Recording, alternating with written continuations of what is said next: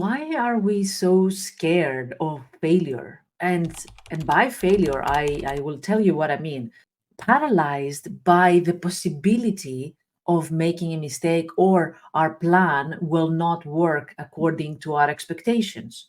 Or it can also mean paralyzed by the thinking of something that has already happened. And that's what we mean with mistakes and failures, yeah?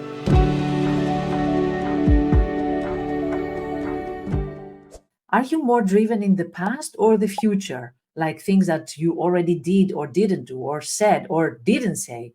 Or more about the thinking of the worst case scenarios and the possibilities that might happen in the future? What is your stuck place? Let me know in the comments. My name is Vassia. I'm a psychologist and perfectionism expert, and we are going to explore today this analysis paralysis through this perfectionism mindset. So, why perfectionism? We are going to explain the three reasons why perfectionism gets us paralyzed when thinking about mistakes and failure. But also, I'm going to give you some tips on how to get unstuck from there. Perfectionists, they dread mistakes because there is one specific aspect of this perfectionistic mindset that really ruins it for us. And that's the all or nothing thinking. So, for example, when you make a mistake in an email, for example, when you send it to the wrong person, or when you say something in the meeting in your enthusiasm without having thought about it very thoroughly, and then it turns out to be the wrong thing or a wrong idea and you regret it, you overthink about that. Or when you think about a plan that you have about the future, a business plan or a personal plan or a decision, a life decision that you want to make, and you get stuck into thinking, what if this goes wrong? What are the possible things that might really not work, and not only work but backfire for you? And then you spend sleepless night thinking about that. You walk around thinking of all these scenarios and being distracted from what is happening in the present moment. Have you felt that? Have you experienced that effect on this level of rumination and overthinking and overwhelm? Nothing, the world just runs around you, but without you being a part of it, right? The all or nothing mindset says this is either nothing or the end of the world. And this is where us as perfectionists cannot actually find the gray zone, the in between space. It's not nothing. This is important. So that's ruled out. But if it's not nothing, then it's the end of the world. We get hooked on this idea that the consequences will be bigger than what we have ever experienced in our lives. And because of this all or nothing mindset, the first reason why we get paralyzed and dread mistakes and failures is because we set high self expectations. We believe that anything less than perfect is unacceptable. If I'm not perfect, then I'm the worst.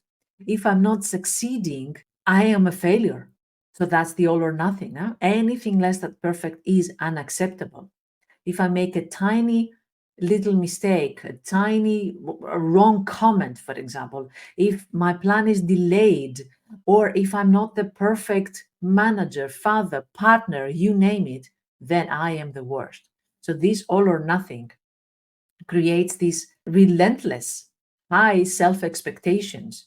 And of course, that comes with immense pressure and fear of falling short. Another reason is the fear of judgment. What if this mistake happens and people will change their mind about us? They will judge us, but also they will make a different impression of us. And that's our worst fear. We have been working on this perfect image for the world, and now it's going to crumble down, it's going to change, it's going to be ruined by this one thing. That's the all or nothing mindset again. One mistake can ruin everything that we have built so far. And of course, the third reason is that we link our self-worth to our achievements. Until yesterday, we had a really good idea about ourselves and we really believed in our capabilities and our skills, and we had a really hopeful and optimistic view of the future. And then suddenly something changes, our plan changes, or there's a comment coming from a colleague about our work, the quality of our work, or feedback that we get, and suddenly our self-worth is changing. Suddenly we are incompetent or stupid, or our career will never see a bright day.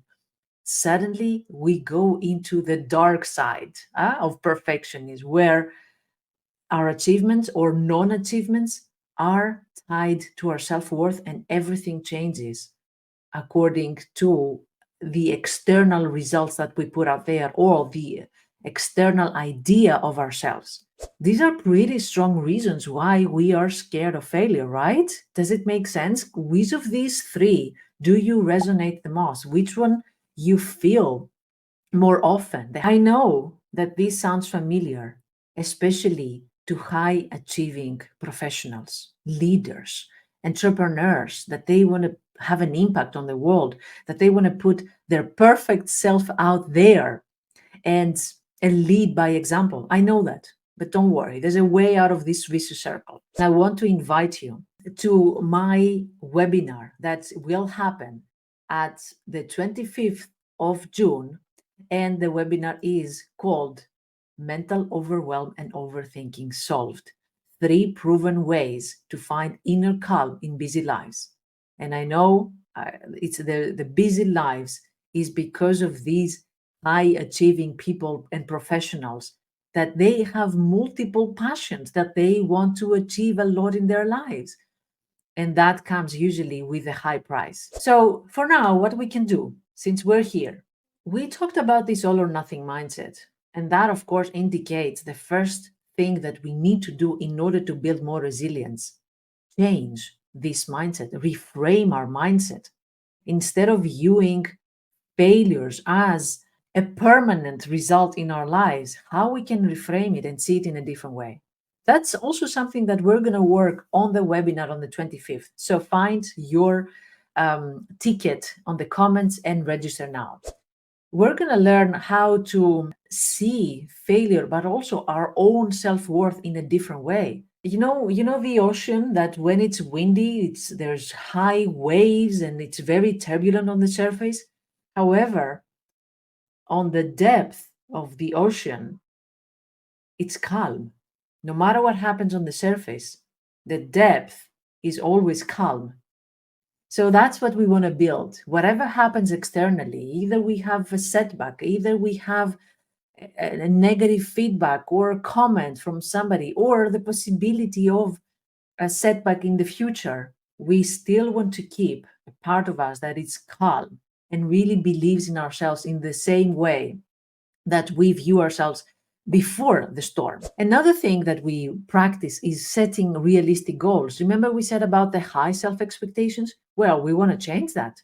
We want to set realistic goals, and that is what we're going to do by breaking down this big picture into small steps and looking only at the step we have in front of us instead of being overwhelmed by a big picture. But also, we're going to learn how to practice more self compassion, how to allow mistakes in the same way that we would allow it for anybody else, any person we love and care for. And we would understand them, that they tried their best. But we don't do that for ourselves. See? These double standards. I hope this gives you some understanding about why we get paralyzed by mistakes, but also it helps you understand why we need to work with this mindset. We can be perfectionists without missing our lives.